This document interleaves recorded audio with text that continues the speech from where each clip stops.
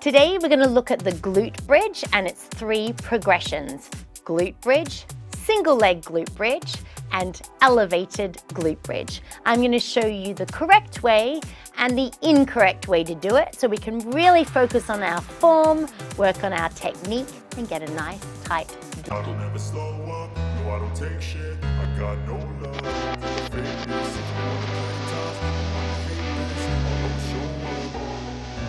I don't ever slow up, no I don't take shit. So let's take a look at the glute bridge. Often I see this exercise done incorrectly.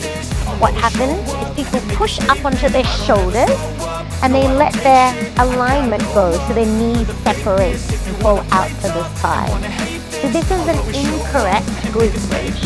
Everything I do so instinctive and so passionate. Every word I move so now let's look at the correct way. So making sure that your knees are directly over your ankles.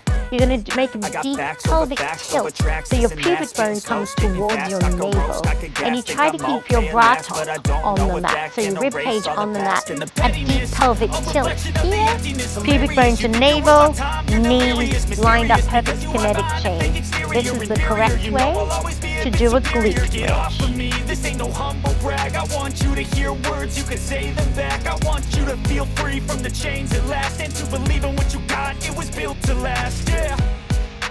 Now that I've been put through hell, I never got anyone's help. Now let's take a look at the single leg glute bridge.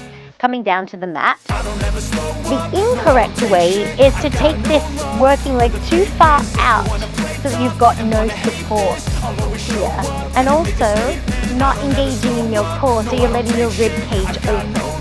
So this is incorrect way of doing single leg bridge. Now let's look at the correct way. So you want to make sure that your rib cage is knitted together, your core is engaged, and you're going to keep this underneath leg, bring that ankle in so it's in line with your knee. So now that you're supported and you can push up, perfect, engaged, fabulous, single leg.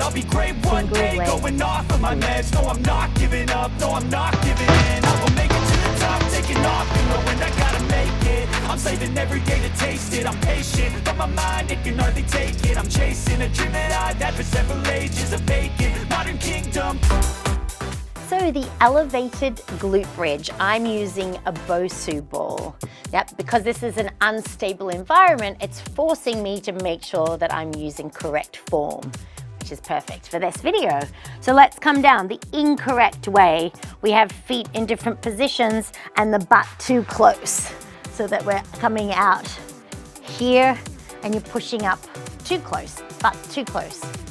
The correct way, you can do it flat-footed, but the more beneficial way to really engage in your posterior chain is to flex your feet, put them in the center of the Bosu ball and dig down so that you're really activating your hamstring and glute and making sure that your butt's not too close to the Bosu ball, but your hips are underneath your knees.